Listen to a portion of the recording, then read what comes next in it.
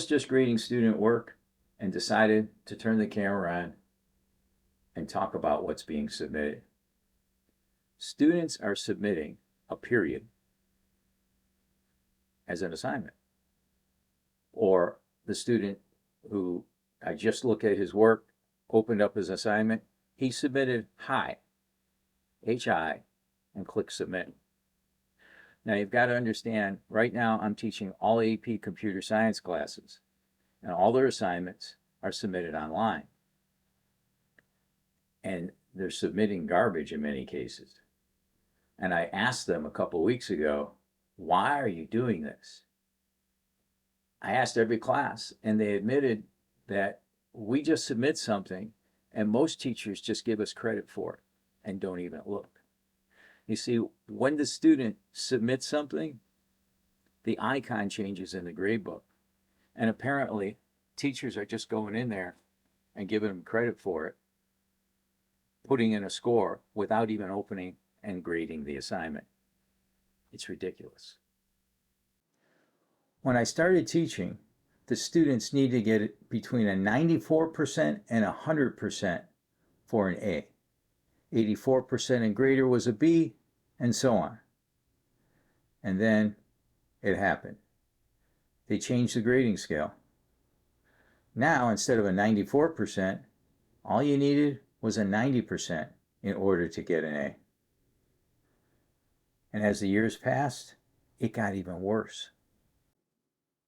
The school system decided that no student should receive a grade less than 40% for any assignment.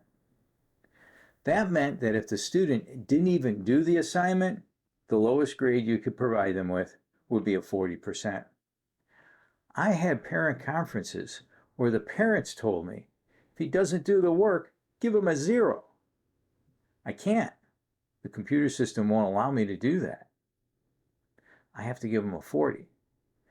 It's absolutely ridiculous. That's not how the real world works. If that's how the world worked, I'd go out and get 3 jobs, not show up to any of them, and expect that I get 40% of my pay. 3 times 4, 12, it's 120%. I could get those 3 jobs and just stay home. I've told this to my students. I've told it to parents. I've told it to administrators. I've told it to the superintendent, the associate superintendents. This system is ridiculous. I understand if a student has some type of life event, gets in a car accident, is injured, something's going to happen and cause them a problem, and it's going to be difficult for them to make up some work. That's what I understand. I get that. But that's on a case-by-case basis. You don't just take and give everybody 40% to start with. 40% is like the new 0 now. Oh, it gets even worse. When the marking period's over, they can't get less than a 50%.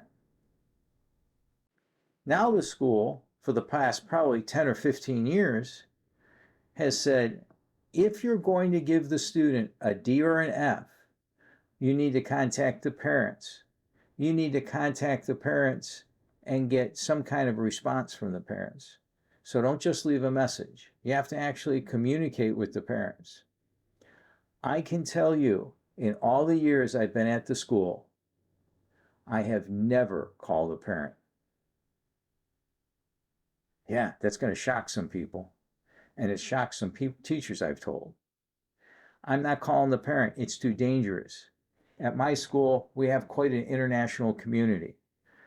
Portuguese, Spanish speaking, Chinese, all kinds of languages I can't even think of.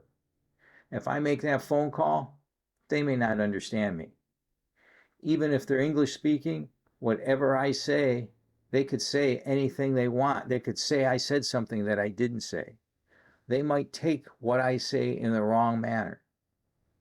It's too dangerous. I won't do it. When they want a parent conference, they got to call guidance.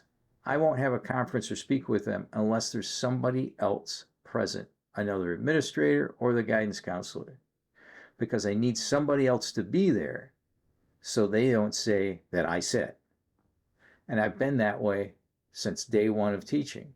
You've got to protect yourself. I know teachers at the school who will not give the students anything less than a C. And let me tell you, if you're a school teacher, just pass the students. Nobody cares. Just to pass the students through so that they graduate. That's another big problem. These teachers don't give anything less than a 70. The administration's happy. They don't have to call the parents. Life is good. But it's a huge problem because now what are we interested in? Or what are we interested in? What's the school system interested in? The school system's interested in graduation rates. The administrators are interested in graduation rates. That's what they're interested in.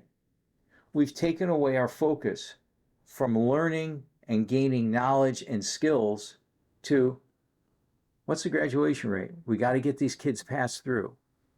We got to do whatever it takes to have them graduate.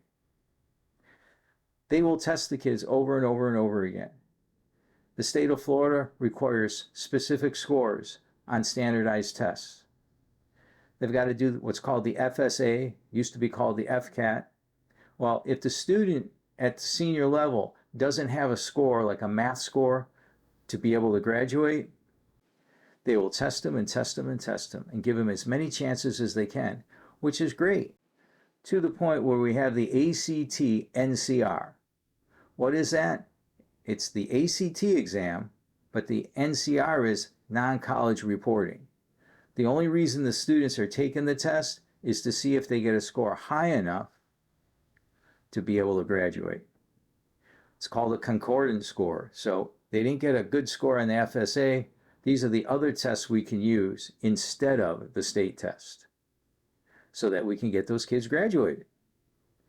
The problem is that one time, maybe they passed, but are they really competent? Do they have the knowledge to be successful after they leave high school? Not all these students are going to go to college. I get that. Some of them will go to vocational school. And remember, I teach electronics or taught electronics. I'm all for vocational school.